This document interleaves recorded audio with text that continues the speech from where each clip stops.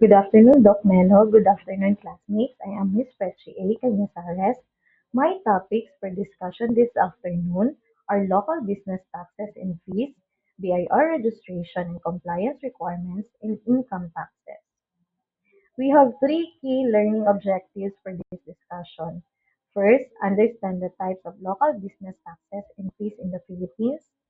Second, comprehend the Bureau of Internal Revenue registration and compliance requirements for businesses. Third and lastly, identify income tax, including its BIR forms and their application. First, let us define what is business taxes. Business taxes refers to the various taxes in the Philippines that businesses are legally required to pay to both the national and local government. There are two types of business taxes in the Philippines: national business taxes and local business taxes. From the two types of business taxes, let's focus only the local business taxes, which is my first topic. What is local business tax? The local business tax is an annual tax imposed by local government units, cities, and municipalities on all businesses, trades, and commercial activities operating within their jurisdiction. It is essentially a tax on the privilege of doing business in that specific locality. It is primarily then mandated by the Local Government Code of 1991 or Republic Act 7160. This law grants LGUs the authority to create their own revenue sources through local tax ordinances. The local business tax serves as major source of revenue for the LGU to fund local development projects, infrastructure, and essential public services like healthcare, education, and security within their area. It supports the principle of local autonomy, allowing LGUs to be financially self-reliant. Who pays LBT? All entities engaged in business are generally required to pay LBT, including manufacturers, wholesalers, distributors, retailers, contractors and other independent contractors, banks and other financial institutions, and businesses not otherwise specified but subject to national taxes like VAT or percentage. How the local business tax is computed. The LBT is generally computed based on the gross sales or receipts of the preceding calendar year. The Supreme Court has clarified that the basis should be gross receipts or gross sales, not gross revenue. LBTs are typically paid annually on or before January 20th or quarterly within the first 20 days of January, April, July, and October. For many businesses, the tax rate is a percentage of gross sales or receipts, typically not exceeding 2%. The basic equation to compute local business tax is gross sales or receipts of the preceding year times the local tax rate. Let's proceed to the key types of local business taxes. First, tax on manufacturers, assemblers, and producers. This LBT is imposed on those who manufacture, assemble, repack, process, brew, distill, or compound goods for sale, consumption, or disposal. The tax is usually imposed on a graduated basis depending on the amount of gross sales or receipts for the preceding year. Example, a city ordinance may set a rate of 165 pesos for gross sales below 10,000 and a percentage rate for gross sales of 6.5 million or more. Second, tax on wholesalers, distributors, or dealers. This tax applies to businesses engaged in the sale of goods or merchandise in bulk, generally to other businesses for resale, rather than directly to the final consumer. Similar to manufacturers, a graduated gross sales or receipts is applied. Example, a municipality might impose a tax ranging from 18 pesos for gross sales below 1,000 up to certain percentage of 1% for sales exceeding 2 million. Third, tax on retailers. This LBT is levied on businesses that sell goods directly to the final consumer. The rate of tax is typically a fixed percentage of gross sales or receipts from the preceding year. Example, for retailers whose gross sales exceed 400,000 pesos in the cities, the maximum tax rate is usually 1%. The tax rate tends to be slightly lower for retailers in municipalities. Fourth, tax on contractors and other business services. This category covers a wide range of service-based activities, including general engineering, general building, and specialty contractors, repair shops, and other advertising agencies, printing and publishing, and establishments like hotels and restaurants. The tax is imposed based on the gross receipts derived from the performance of the service.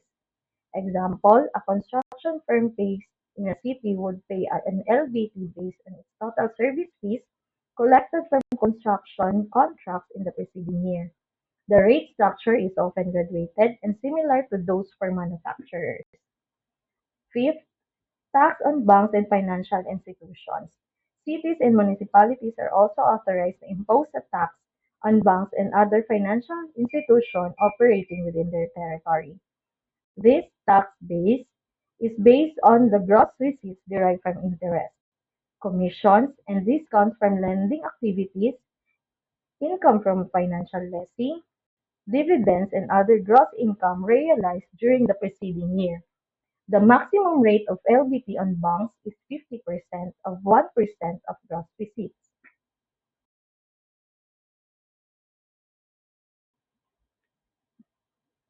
Now let's explore the common business regulatory fees and charges. First, mayor's permit fee. It is an annual charges collected by a city or municipality for a business to operate legally within its jurisdiction. It confirms that your business operations are legitimate and compliant with legal regulations. These fees cover the cost of the permit and contribute to the local government revenue. Second, barangay clearance, an official document issued by a local barangay that certifies a resident or business is in good standing and no derogatory records within the community. It serves as proof of residency and good moral character, often required for various personal, legal, and business transactions, example, job applications and business permits. Next is community tax, also known as cedula. The CTC is legal identity document issued by cities and municipalities upon the payment of the community tax. It is required for the business entity. It serves as official proof that an individual or a juridical entity has paid the mandatory annual community tax to the local government unit where they reside or operate. Fourth, sanitary fees. Charges imposed by local governments or utility providers to cover the cost of collection and disposal of solid waste. Fifth, fire and safety inspection fee. A mandatory fee by fire authorities for conducting inspections to ensure buildings comply with fire safety standards. This fee is 15% of the other local government fees and required before fire safety inspection certificate is issued, which is necessary for obtaining a business or occupancy permit. Environmental fees, charges imposed on activities that negatively impact the environment. It's designed to cover the cost of environmental protection and to discourage harmful practices. These fees are used to fund initiatives like pollution control, waste management, and conservation. Garbage fees, charges imposed by local governments or utility providers to cover the cost of services like sewage collection, disposal, and general public sanitation work. Lastly, signage fee. Fees associated with outdoor business signs contribute to keeping public spaces orderly and well maintained. Remember, these fees play a crucial role in ensuring the safety and maintaining order across our commercial areas as you start your business. Next topic is all about the BIR registration and compliance requirements. To ensure compliance with the tax regulations in the Philippines, businesses need to navigate BIR registration effectively. Let's dive into the purpose and process of this important step.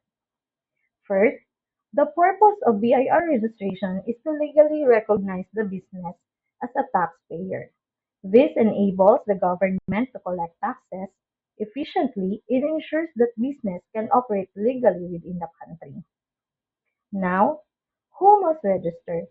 Essentially, all individuals or entities engaging in trade, business, or practice of profession and earning income are required to register with the BIR.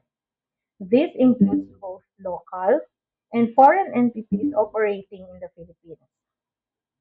The BIR registration process involves several steps, beginning with submitting the necessary forms and documents to the Bureau of Internal Revenue. It's crucial to follow each step carefully to avoid delays or penalties. Remember, the Bureau of Internal Revenue or BIR is an affiliated government agency of the Department of Finance, led by a Commissioner of Internal Revenue responsible for tax administration in the Philippines. Their role is vital in maintaining the integrity of the tax system. Let's now explore the key registration milestones or the step-by-step process, including how we obtain the certificate of registration. There are four steps in key registration milestones. First is the application. The requirement is filing for registration and obtaining a tax identification number or TIN. The necessary forms to comply is BIR Form 1901 for individual or sole proprietor or BIR Form 1903 for corporation and partnership. Second step is the certificate of registration. Requirement is receiving the official document authorizing the business tax existence. The necessary form needed is the BIR Form 2303. This list applicable to all tax types. Next, the authority to print. Registering the official sales invoices and receipts under the EOPT Act, VAT invoices are now used for both goods and services. Necessary form to accomplish is BIR Form 1906, required to be issued by an accredited printer by the BIR. Lastly, registration of books of accounts. Submitting ledgers and journal, either manual or computerized, need to require for stamping and registration. The necessary form is BIR Form 1905 for initial registration of books of accounts. Lastly, my topic is all about income taxes. First, let's explore the types of taxpayers who are required to declare income taxes in the Philippines. First, we have resident citizens. These are individuals who live in the Philippines and earn income from various sources. Their tax obligations cover all income, whether earned domestically or internationally. Second, the resident aliens, non-resident citizens, or non-resident aliens who receive income within the Philippines. Despite not being permanent residents, their local earnings are subject to taxation. The corporation and partnerships with active operations inside the Philippines. These entities, whether large or small, must report their earnings and fulfill tax obligations based on their business activities conducted within the country. Fourth, domestic corporations. These entities receiving income from both local and international sources. It's crucial for these corporations to declare all their earnings regardless of its origin. Fifth, foreign corporations must declare any income source within the Philippines. Lastly, estate and trust, whether they operate inside or outside the Philippines, if they are engaged in trade or business, they must file income taxes. Each of these taxpayer categories plays a crucial role in the economic framework of the Philippines, contributing to national revenues. Their distinctions help ensure that all income is appropriately taxed, maintaining fairness and compliance in our tax system.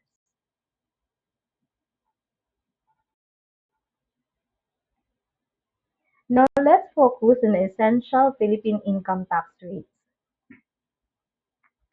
First, individual proprietors earning up to 3 million have a choice. They can opt for a simplified 8% flat tax rate. This rate offers a straightforward alternative to the standard graduated rates, and you should evaluate which option is most beneficial for your unique business situation. Those individual proprietors earning exceeding 3 million must follow the graduated income tax rate as presented in the table. Now, let's talk about corporations. Under the Corporate Recovery and Tax Incentives for Enterprises, or the CREATE Act, the standard corporate income tax rate is set at 25% of taxable income. This is a crucial piece of legislation aimed at making the tax environment more favorable for businesses. Remember, these rates are essential for financial planning and compliance. Keep these figures in mind as we move forward to discuss how the rates apply in the practical scenarios. Let's walk through the exact method for calculating income tax for individuals and for corporations. Let's have the application example in the presentation. If a company earns 10 million in revenue and incurs 6 million in expenses, taxable income is 4 million. When we're talking about graduated income tax for individuals or sole proprietors, we start with a gross income of 10 million, subtracting expenses of 6 million, leaves us with a taxable income of 4 million. From here, we calculate the tax due by applying the appropriate rates based on the given graduated income tax rate, which in this example results in an income tax due of 1,02,500. So here we have the taxable income of 4 million, and we noted that it is exceed in 3 million. So we use the graduated income tax rate table in the bracket 5. So here, so we have the initial rate of 402,500 plus the 30% of excess over the 2 million. So 4 million less the ceiling amount of 2 million, the net taxable now is 2 million. So multiply by the rate indicated the income tax rate in the bracket 5, which is 30%. So it come up with a total of 600,000 pesos. Add the 402,500, the initial rate in the table. So the graduated income tax due rate now is, or the income tax due is 1,02,500. For corporate income tax, the process is slightly different. Companies use their taxable income, which in this scenario is also 4 million, and apply flat 25% tax rate under the CREATE Act. This results in an income tax due of 1 million. Remember, the key takeaway here is understanding the distinction in tax computation between individuals and corporations. Each has its method, but both are centered around taxable income equals gross income minus allowable deduction or operating expenses.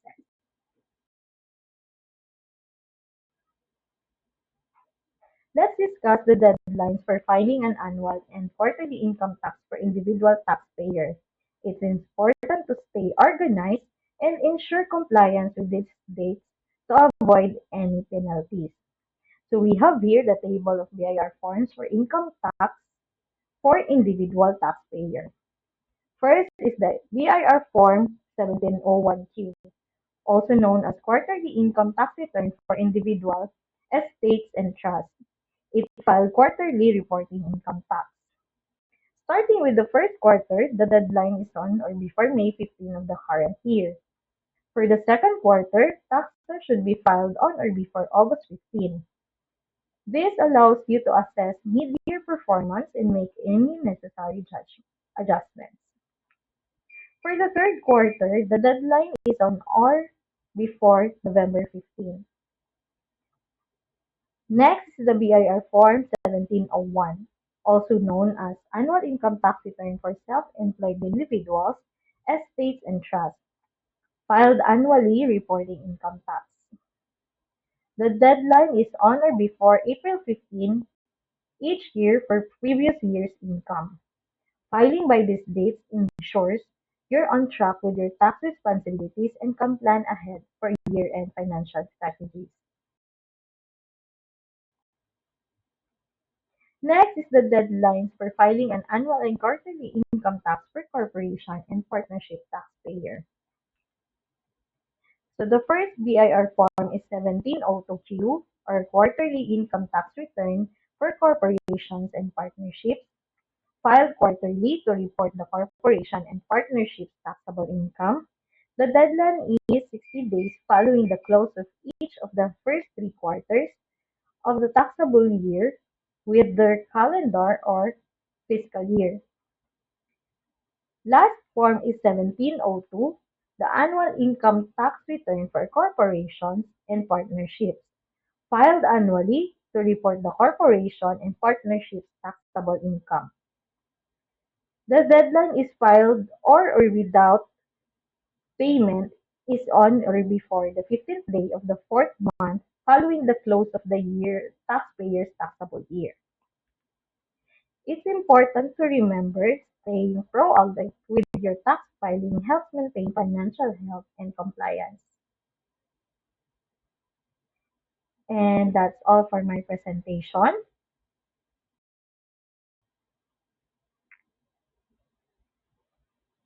Here are some of my references about my discussion. First is the book of Legal Aspect for Business by Dr. Marmelo B. Abante, PhD, DPA, LLD. This resource is invaluable for understanding the legal framework business operates in. Next is the National Internal Revenue Code, or NIRC, and the Bureau of Internal Revenue, or BIR guidelines are essential for understanding tax compliance. These documents are the backbone of tax regulations and filing procedures. Additionally, the Local Government Code of the Philippines offers insights into local governance and fiscal policies, while the CREATE Act and related tax circulars provide recent updates on tax incentives and policies. Once again, thank you and good afternoon, everyone.